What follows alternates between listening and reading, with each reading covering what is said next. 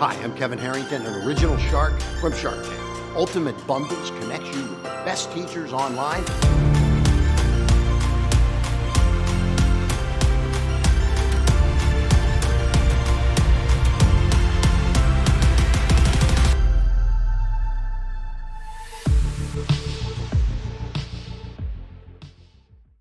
Five ways that you can today work on your finances to find more money inside of your budget without having to sell a kidney, without having to go get a second job, and without basically living under a rock or under a highway overpass to save some money. What are your money goals? I know that a lot of people say that their goals are to pay off debt early, or to pay off their mortgage early, have more financial freedom, be able to leave a job that they hate. A lot of those things are goals. And I want to encourage you, like, if you're saying things like, I want to get out of debt. Why do you want to get out of debt? I want to get out of debt so that I can enjoy my life and not dread the end of the month. I want to get out of debt so that my husband can leave the job that he hates, so that we can move into a house that we love, so that we can actually afford to get a mortgage without having to have super sky high mortgage rates. So what are some of your goals? Those are really important things. I won't lie. It is hard. It's depressing sometimes when you have to actually look at your finances. I won't lie. I've avoided it myself for years. I avoided it. I'm like, I can still swipe my card. We're good. I don't have to think about it.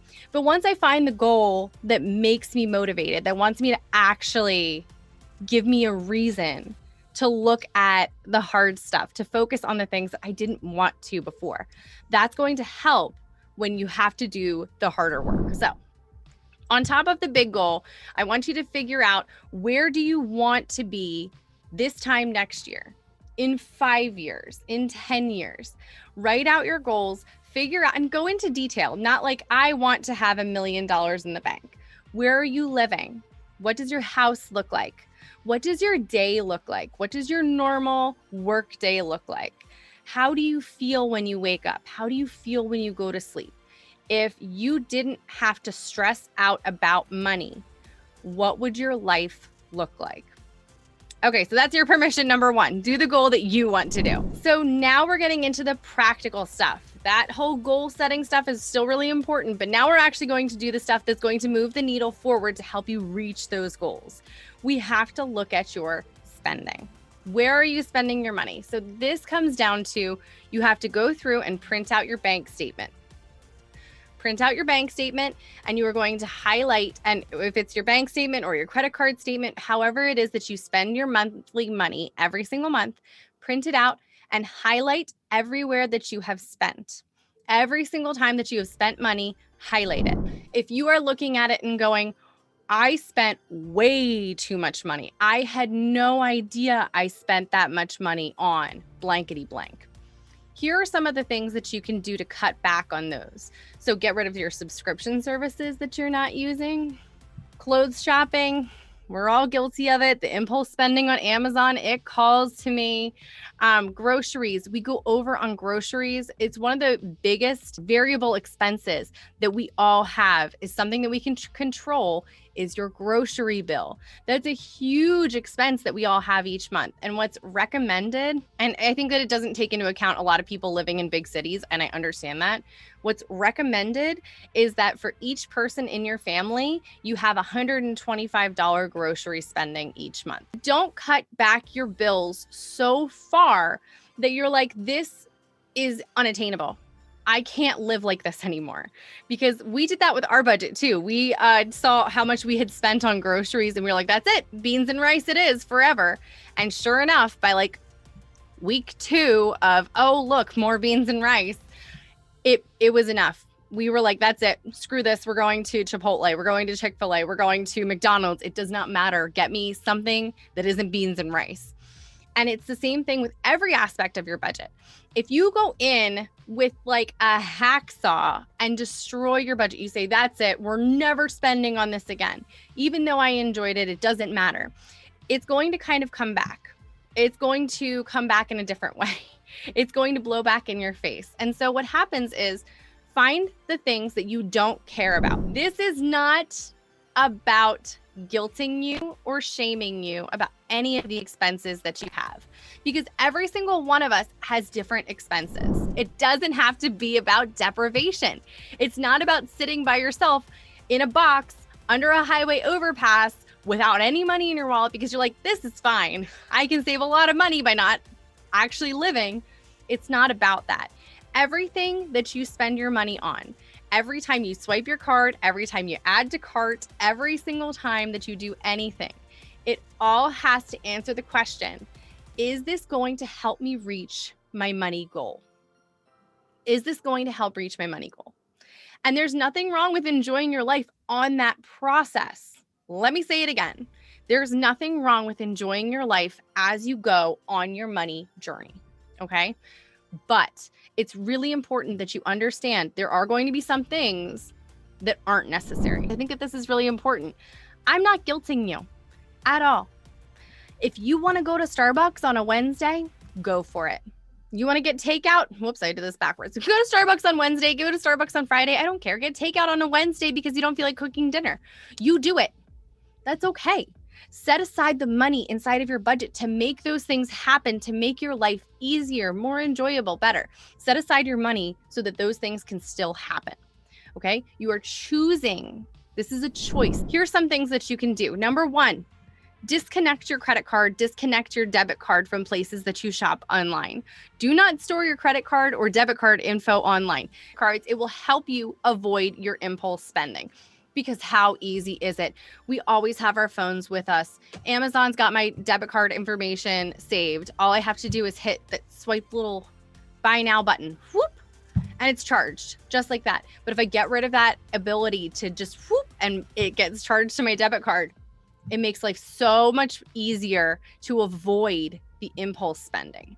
If you are ever out shopping and something catches your eye, I'm so guilty of this at Target or Home Goods or Marshalls or whatever. If something catches my eye that it's not in the budget, that I'm like, oh, this is cute. I don't actually really need it necessarily, but it's super cute. I will leave it where it is and I will walk away and then do another lap around the store. And if I still want it when I've finished my lap, then I will buy it. But chances are that in that period of time, I have realized that I no longer need nor want this thing. And then I walk away. And then, of course, I look like a psycho walking into Marshall's and then walking out without having ever bought anything. But I've been like walking around. I'm like, I didn't steal anything. I just don't want anything. So that's something that you can do to kind of help spread out your time so that you are not feeling like you bought this on an impulse. And then number 3, this is my favorite thing, plan for fun. Give yourself the room to have fun. Because if you're not allowing yourself or your spouse or whoever in your family, in your house who's involved in your budget, if you're not leaving room for fun, then it becomes stressful, it becomes toxic, and you just feel resentful constantly about not being able to enjoy your life. So I want you to think of this. Whenever I say things like budget for fun, I always think about dieting. So I can either say I'm going to live in a box under an overpass and never actually spend any money, or I can say I will give myself $25 each week to spend how I want. And if you want something that's more than $25, you save up for it. It's a beautiful thing because you're like, this is money that's set aside. And if you don't touch it for a month, then awesome, you have $100 that you get to spend however you want. But this is you getting permission to set aside money for fun, to be able to do what you want to with that money. Okay, so it's not about restricting. It's saying you eat well for the entire week and you're allowed to have a piece of cheesecake. This will also get rid of the guilt. Having fun money gets rid of that guilt that comes up whenever you feel like I should be doing something differently with this money. You're allowed to spend, guys. Listen, you are allowed to spend your money. You work hard. There is nothing wrong with having some fun with it. Your goals will be met as well. This can happen both at the same time. Now, the important thing with fun money that you need to understand is once it's gone, it's gone. And one more thing that I want to leave you guys with is you need to remember that everything takes time. This is a process. Nobody becomes a financial expert overnight. Everything changes and fluctuates. Things get easier, things get harder. Your budgets change, your needs change. Readjust your goals with time. There's nothing wrong with that. Make sure that you are continually looking at your goals, looking at where your money is going, and making sure that everything is still lining up, that you still are fired up by those goals. And remember that it's going to take some time. You're going to have good days, you're going to have bad days, but the important thing is that you don't quit. Because here's the thing, my first budget was so bad. Second budget, it was terrible.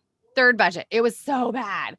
And by our probably 25th budget at that point in time, it finally started to come together. We finally stopped going over budget in certain categories so that we could put some money towards savings. We found things that worked for us. But this didn't happen overnight. It's literally retraining your brain, the entire process. So instead of instant gratification, instead of I want, I get, it's I want, I wait. That's the goals aspect, is I want this, I need to wait to get it. So you have to know that you can still enjoy your life and have a budget. Do not quit. Let those goals motivate you. Let them help you get through the tough parts so that you can stay on the right path. Do not beat yourself up when you stumble. Do not beat yourself up if you have slip-ups or you go back to your old way of budgeting and handling your money. Keep doing the work and you will see the results. It is a process, but I know that you guys can do it. Full stop, you can do it.